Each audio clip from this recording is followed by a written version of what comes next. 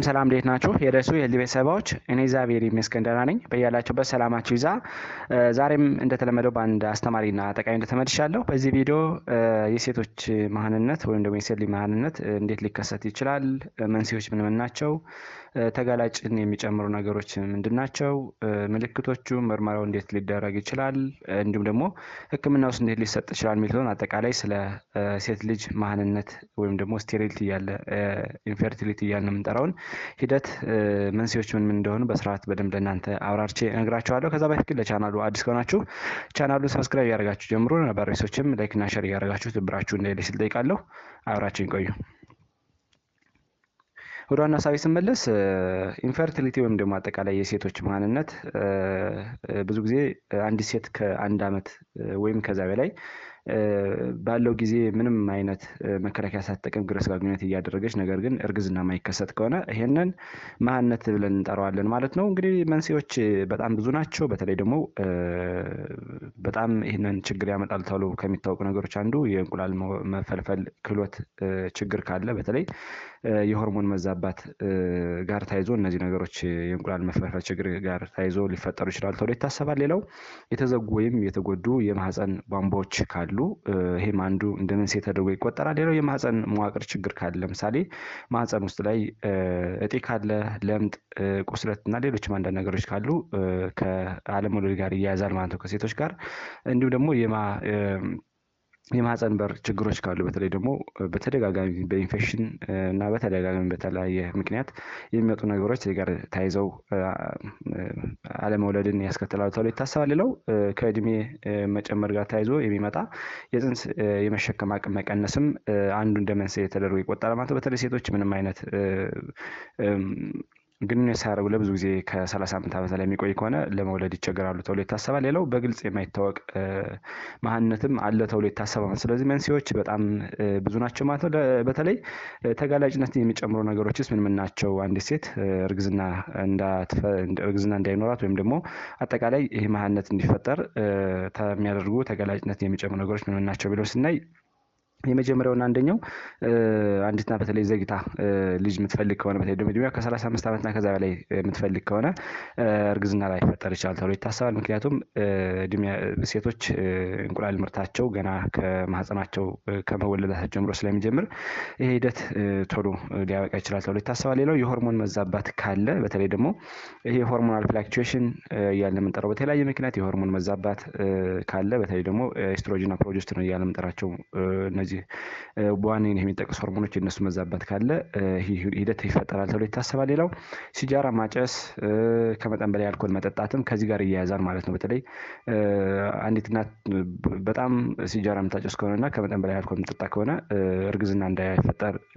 ምክንያት ሊሆን ይችላል ማለት ነው። ሌላው ዝቅተኛ የሰውነት ክብደት ነው። በተለይ ከ18.5 ኪሎ ግራም ፐር ሜትር ስኩዌር ቦዲ ማስ ኢንዴክሷ ከዚህ በታች የሚሆን ከሆነ ብዙ ጊዜ ዝግጁ አይሆንም ማለት ነው። ማህፀን በተለይ እርግዝና ሊፈጠር ሲል ማህፀን የተለያዩ ነገሮችን ማዘጋጀት ማህፀን ሊደነድን ይችላል እና ይህን ሂደት ማያገኝ ከሆነ ኪሎ የሚቀንስ ከሆነ በተለይ የፕሮቲን ምርት ወይም ደግሞ ጠቃሚ የሆኑ አሚኖ አሲዶች ምርት ስለሚቀንስ እርግዝና ላይ ይፈጠር ይችላል ተብሎ ይታሰባል። ሌላው ከልክ ያለፈ ውፍረት ነው። በተለይ ከልክ ያለፈ ውፍረት አጠቃላይ የሴቶችን ሆርሞን አጠቃላይ ፊዚዮሎጂካል ሜካፓቸውን ሊያዛባ ስለሚችል መሀንነት እንዲከሰት ሊያደርግ ይችላል ማለት ነው። የእንቅልፍ እጥረት እና አጠቃላይ ስትረስ እያልን የምንጠራውን ካለ በተለይ አጋሚ ብዙ የቆየ ስትረስ ካለ በዚህ ሂደት ሊመጣ ይችላል ተብሎ ይታሰባል። ከዚህ በተጨማሪ ከዚህ በፊት የነበረ የማህፀን ኢንፌክሽን ካለም በተለይ ይሄ የአባለዘር በሽታ እያልን የምንጠራቸው እንዲሁም ደግሞ የተለያዩ ነገሮች ካሉ ከዚህ ጋር ተያይዞም በተለይ ተጋላጭነት ሊጨምር ተብሎ ይታሰባል ማለት ነው። ሌላው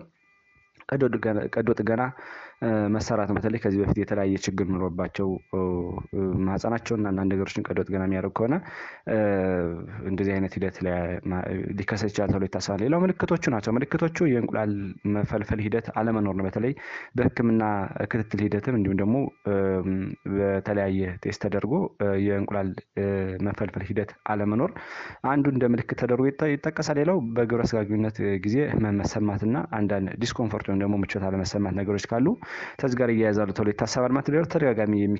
በተደጋጋሚ የሚከሰት የጽንስ መጨንገፍ ወይም ደግሞ የአቦርሽን እያለ የምንጠራው ሂደት ካለም ማህፀን ላይ የተለያዩ ሂደቶች እንዳሉ የተለያዩ ችግሮች እንዳሉ ማሳያ ነገር ተደርጎ ይቆጠራል ማለት ነው። ሌላው የሆርሞን መዛባት ነው። ቅድም እንደነገርኳችሁ ሆርሞን ባላንስ ሲሆን ወይም ደግሞ በኖርማል ሌቭል ሲሆን ነው እርግዝና እንዲፈጠር ነው የሚችለው እና ዝቅና ከፍ የሚል ከሆነ እርግዝና እንዳይፈጠር ምክንያት ሊሆን ይችላል ተብሎ ይታሰባል። ሌላው ምክንያቱ ያልታወቀ የሰውነት ውፍረት መጨመር እንደነገርኳችሁ ውፍረት እርግዝና ብቻ ሳይሆን የተለያዩ ነገሮችን ሊፈጥር የሚችል በጣም ከባድ የሆነ በተለይ ደግሞ ከመጠን ያለፈ ውፍረት የሰውነትን ፊዚዮሎጂ አጠቃላይ የሰውነትን ተግባራት በማዛባት አጠቃላይ የሆርሞኖችን ስራ ማስተዋጎል ጋር ትልቅ ቁርኝት ስላለው እንደዚህ አይነት ሂደት ይህንን ሂደት ሊፈጥር ይችላል ተብሎ ይታወቃል ማለት ነው። ሌላው ምርመራው እንዴት ይሰጣል የሚለውን ልንገራችሁ። በተለይ የእንቁላል መፈልፈል ሂደትን መከታተል አንዱ ትልቅ ነገር ነው ማለት ነው። በተለይ አንዲት እናት ምንም መከላከያ ሳትጠቀም ከአንድ ዓመትና ከዛ በላይ ልቅ የሆነ ግብረ ስጋ ግንኙነት አድርጋ ማታረዝ ከሆነ የእንቁላል መፈልፈል ሂደትን መከታተልና ያለውን ሂደት ማወቅ በተለይ ደግሞ ኤክስፐርት የሆኑ ሐኪሞች አሉ በዚህ ስፔሻላይዝ ያደረጉ ማለት በእነሱ መከታተል ያለውን ሂደት መከታተል ይቻላል ማለት ነው። ሌላው የሆርሞን ምርመራ ነው። በተለይ ከፍና ዝቅ የሚል ከሆነ ቅድም እንደነገርኳችሁ ሆርሞን ላይ ችግር ካለ እንዲሁም ደግሞ አጠቃላይ ከታይሮይድ ጋር ተያይዞም አንዳንዴ ይቆራኛልና ይህን ሂደት የሆርሞን ምርመራ ማድረግ በጣም አስፈላጊ ነው። ሌላው የማህፀን ቧንቧ ኤክስራይ እያለ የምንጠራው ይሄ በተለይ ሳልፍ አንጂኦግራፊ እያለ የምንጠራው ይሄ ሂደት አለ ወይም ደግሞ ይሄ ካሜራ ነው። ማህፀን አጠቃላይ ካሜራ በመጠቀም ያለውን ሂደት መከታተል ይቻላል። ሌላው በካሜራ የሚደረግ የማህፀን ምርመራ አለ። አጠቃላይ እንደነገርኳችሁ እሱን መከታተል ይቻላል። በተለይ የትዳር አጋርን የዘር ፍሬ ፈሳሽ መመርመርና ያለውን ሂደት ኳሊቲውን ኳንቲቲውን ሞቲሊቲውን ማወቅም አንዳንዴ በሴቷ ብቻ ያልመጣ ሊሆን ይችላልና ይህንን ትዳር አጋርን ማየት ያለውን የወንድየውን ሂደት መከታተልም በጣም አስፈላጊ ነው። ምክንያቱም አንዳንዴ ሴቶች የኔ ችግር ነው ብለው ያስባሉ፣ ነገር ግን ወንዶች ላይም ችግር ይኖራል ማለት ነው። ብዙ ጊዜ የወንዶች የስፐርም ኳሊቲ ኳንቲቲ እና አጠቃላይ ሞቲሊቲ እና እንዲሁም ደግሞ የተለያዩ ችግሮች ስለሚኖሩ የወንዶችንም የትዳር አጋሮቻቸውን ማስመረኑ በጣም አስፈላጊ ነው ማለት ነው። ሕክምናውን ስናይ የእንቁላል መፈልፈል የሚያነቃቁ መድኃኒቶች ይሰጣሉ ብዙ ጊዜ በኤክስፐርቶች ወይም ደግሞ አጠቃላይ ጋይናኮሎጂስት እያልን የምንጠራቸው በማህፀን የተካኑ ሐኪሞች አሉ። እነሱ ይህንን ሂደት መድኃኒት በመስጠት ይከታተላሉ። በተለይ ብዙ ጊዜ እንቁላል በተለይ ደግሞ መጠን ብቻ ሳይሆን አጠቃላይ ጥራቷስ ምንድን ነው የሚለውን መድኃኒቶች አንዳንዴ ይመልሱታልና በደንብ እነዚህን መድኃኒቶች መውሰድ በጣም አስፈላጊ ነው።